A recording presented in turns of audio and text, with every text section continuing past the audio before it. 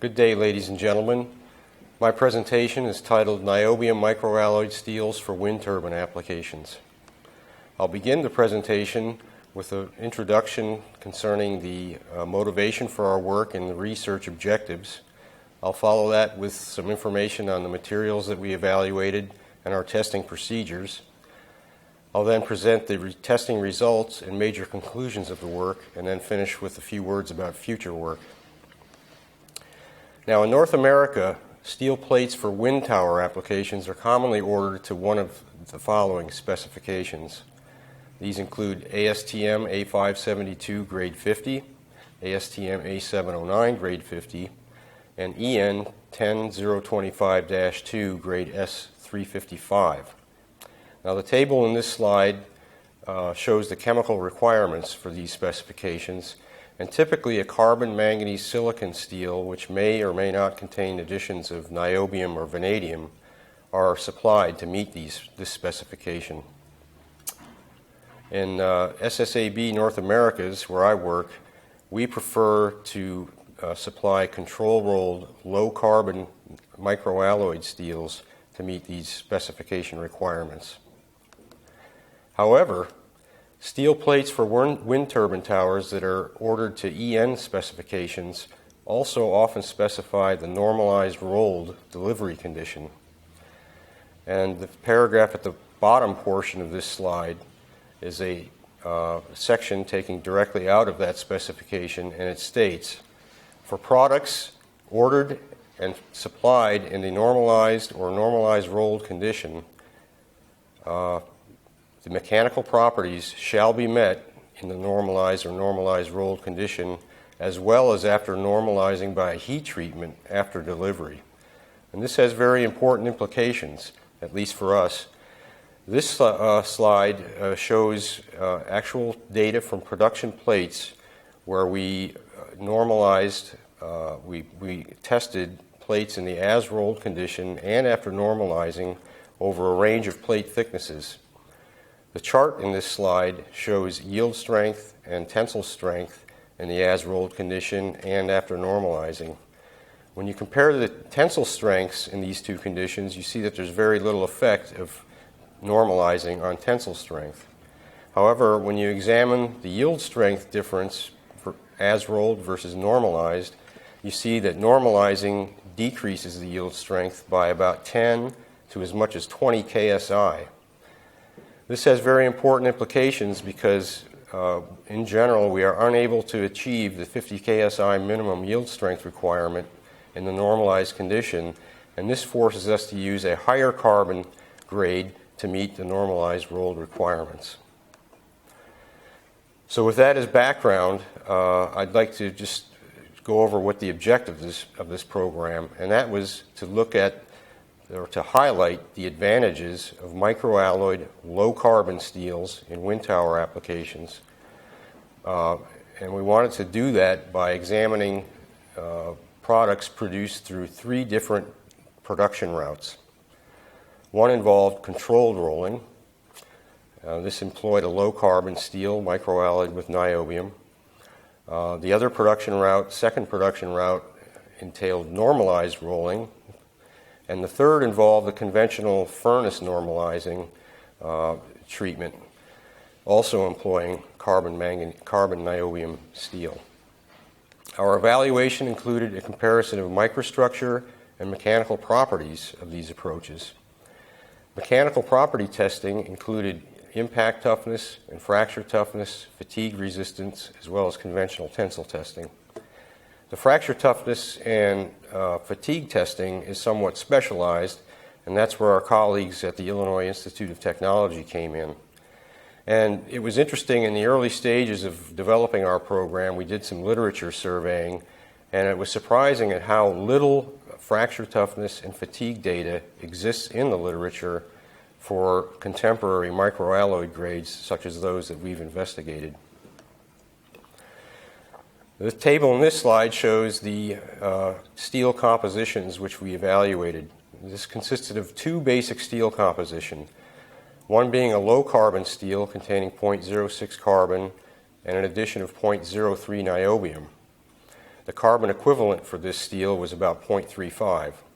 The niobium is added to control grain size during processing and also to provide some precipitation strengthening. The other basic composition that we evaluated was what we term a medium carbon niobium steel. This steel contained 0.15% carbon, an addition of about 0.02% niobium, and has a carbon equivalent of about 0.43. Now, the niobium serves the same purpose in this steel. The third condition or approach that we evaluated consisted of taking this steel very similar in composition to the medium carbon grade and running it through a production normalizing treatment. Now, the samples that we used for our evaluation came from actual production plates produced at our Alabama facility. Alabama employs a fine grain practice, achieves very low sulfur contents, and uses calcium for inclusion shape control. We cast slabs 6 inches in thickness, and those slabs are reheated to a temperature high enough to dissolve all the niobium prior to plate rolling. In this case, we rolled plates to a thickness of about 3/4 of an inch before they were sampled for laboratory evaluation. And the rolling temperatures during the plate rolling were controlled, at least in the case of the as-rolled steels, to achieve a very fine final grain structure through appropriate control of rolling temperatures.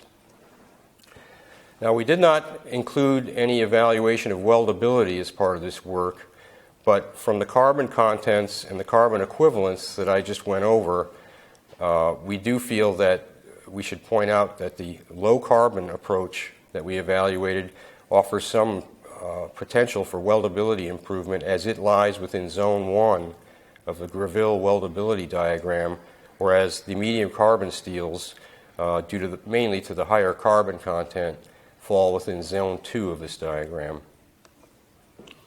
Now, as far as the mechanical testing is concerned, the tensile testing and impact testing were done at SSAB, done in accordance with ASTM specifications, and we examined specimens in both the transverse and longitudinal orientations. Fracture toughness testing as well as fatigue testing, as I mentioned earlier, were done at IIT. The fracture toughness involved full thickness compact tension specimens in the TL orientation, and again were tested to ASTM specifications. And the fatigue specimens were an hourglass configuration taken from the plate mid-thickness and tested again in accordance with ASTM requirements. A few more details on the fatigue testing. This was fully reversed uniaxial testing. Stress amplitudes ranged between 30 and 54 KSI. The test frequency was 4 Hertz, except when we got to lower stress levels where we were able to increase the frequency to shorten the test duration. And we tested until failure or 10 million cycles, whichever occurred first. In going over the results, I'd like to start with microstructure, because in order to understand the properties of a steel, you need to understand its microstructure. This shows microstructures in each of the 3 steels after etching with 2% nitol, the commonly used etchant for steels.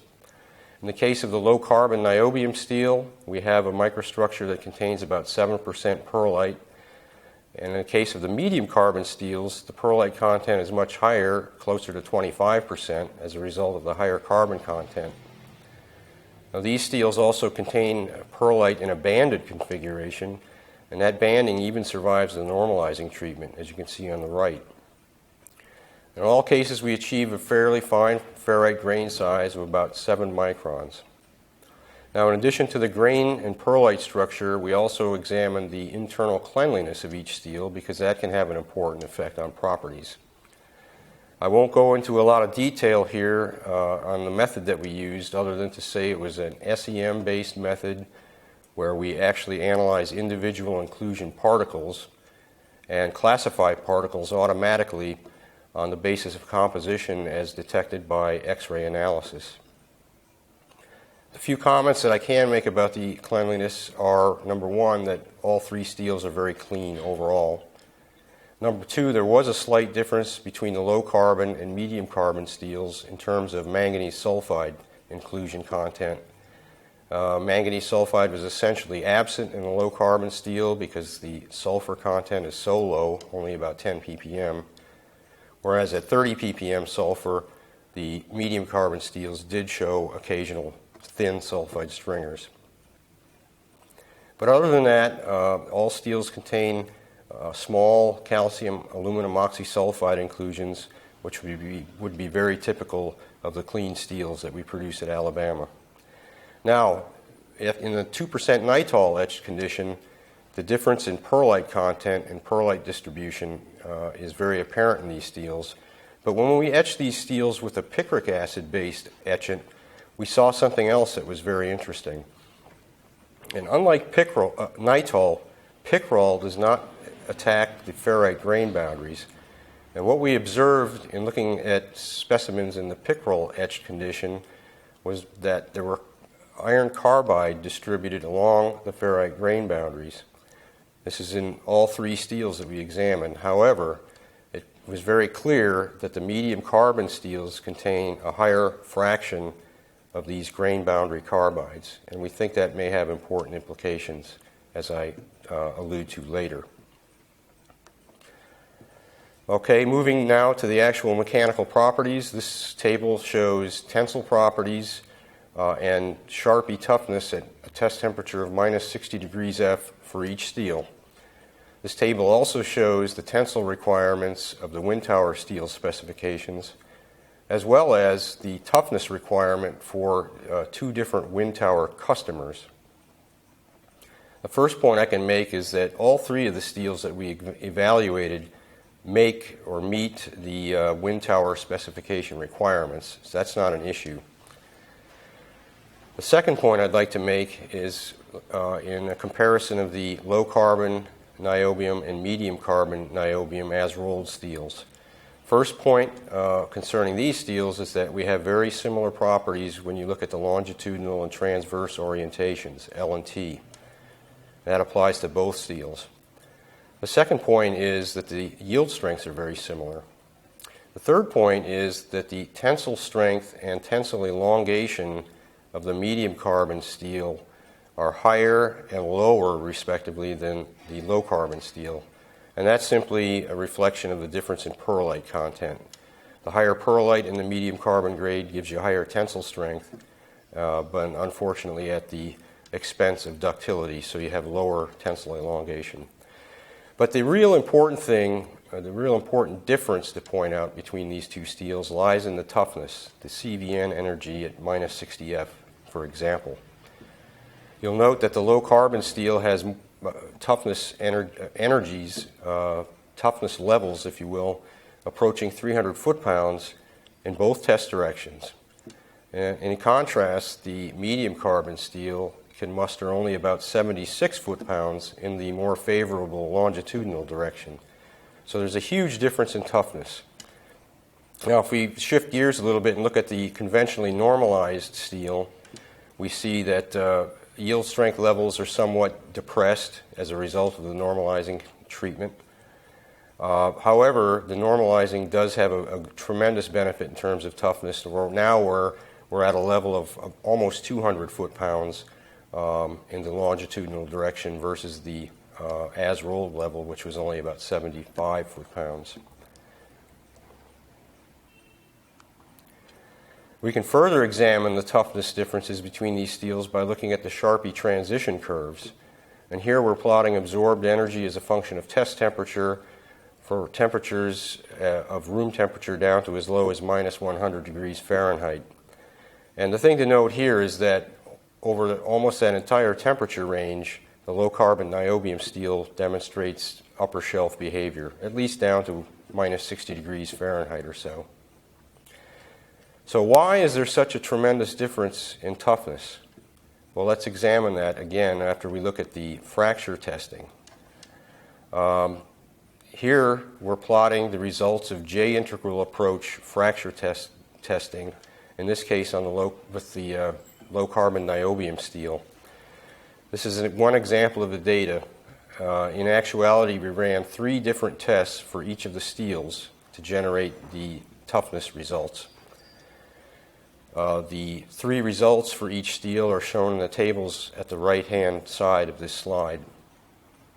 What we found in this testing was that when we converted the J values to K values, we had numbers in the range of about 350 to 400 KSI root inches for the low carbon steel versus results that varied between about 215 and only 290 KSI square root inches for the medium carbon steels. So we see a tremendous benefit of the low carbon steel in terms of impact toughness. That benefit translates over to fracture toughness as well. So why is the toughness so much better? Well, we think it's because of the lower pearlite content and the lower amount of grain boundary carbide present in the low carbon steel. I want to finish off the testing results by briefly going over our fatigue data. This shows an example of the fatigue results for the low carbon niobium steel, where we're plotting alternating stress level versus cycles to failure. The individual test results are shown by the black circles, and then we took those results and developed a least squares linear fit through that data. Now, there were tests run in this case at 44 KSI alternating stress, and those resulted in runouts. In other words, no failure after 10 million cycles. So based on the runout tests, we would conclude that the endurance limit for this steel is at least 44 KSI, since we had no failures at that level. Now, we developed similar data for the other two steels, and then we used the linear fits to that data as well as the runout test results to develop complete SN curves for each steel, and those are compared here schematically. The important thing to note here is that the low carbon niobium steel, which has an endurance limit of 44 KSI, as I mentioned, actually has the highest of the three endurance limits. And that was somewhat surprising, considered that the tensile strength of this steel is kind of intermediate between the medium carbon steel, medium carbon niobium steel, and the medium carbon niobium normalized steel. Now, typically you would expect endurance limit to rank with tensile strength. So this result was a bit of a surprise to us. And we were thinking about possible explanations for this. And in thinking about that, we thought it would be useful to examine the different contributions to the yield strength, or to strength in general, in steels. And those contributions include the basic lattice strength of iron. They include contributions from solid solution strengthening, pearlite strengthening, ferrite grain size strengthening, and also precipitation strengthening. Now, some years ago, Grosier and Bucher developed a linear regression equation to calculate the yield strength of carbon manganese steels based upon chemical composition and grain size and pearlite content. And we have similar data for these steels that we're evaluating here, so we thought it would be of interest to run through some calculations, mainly to understand how much precipitation strengthening we were achieving in these steels, and whether that might provide a possible explanation for the unexpected fatigue results obtained with the low carbon approach. Now, when we did this exercise, we noted that Irvine and Pickering have done some work to develop regression equations for strength calculations as well, and they covered a wider range of solid solution strengthening elements, so we adopted their coefficients for this equation in doing our analysis. So when you go through that, you calculate the various components of strengthening, and this chart shows how those results compare for each of our three steels. At the bottom of the chart, you have the lattice strengthening from iron, 13.3 KSI. Above that is the solid solution strengthening contribution. Above that is the pearlite strengthening contribution. Above that is the grain size strengthening contribution, actually the largest single contributor. And then at the very top of the chart, we have the precipitation strengthening contribution. And what our calculations show is that the precipitation component is actually quite sizable for the low carbon niobium steel at about 10 KSI. It shrinks to about 3.5 KSI for the medium carbon flavor of that steel, And then when you go to conventional normalizing, you get essentially no precipitation strengthening contribution, and that's going to be a result of the particle coarsening that occurs during normalizing. So I think what that led us to speculate was that this precipitation is probably playing a significant role in fatigue behavior, and we speculate that it's giving rise to a cyclic hardening effect, which in turn is contributing to increasing the fatigue endurance limit, and also the linear portion of the fatigue curve is being shifted out to the right to higher cycles, to longer lives. So let me summarize, or let me conclude by stating the following. As compared to medium carbon steels, our work has shown that control-rolled low-carbon niobium microalloyed steels offer considerable advantages to turbine tower producers in the form of improved impact and fracture toughness, improved fatigue endurance limit. The toughness benefit is attributable primarily to the lower pearlite and intergranular carbide content of the low-carbon steel. We also believe that precipitation of niobium carbonitride provides a substantial contribution to yield strength in these steels and may also improve fatigue resistance through a cyclic strain hardening mechanism. The bottom line of all this work is that based on these results, the implications of specifying EN 10025, normalized rolling delivery condition, are clear. The steel chemical composition constraints imposed by this specification and the normalized rolling requirement result in wind tower steel plates with higher carbon content and reduced weldability, toughness, and reduced fatigue resistance. Thank you very much. That concludes my presentation.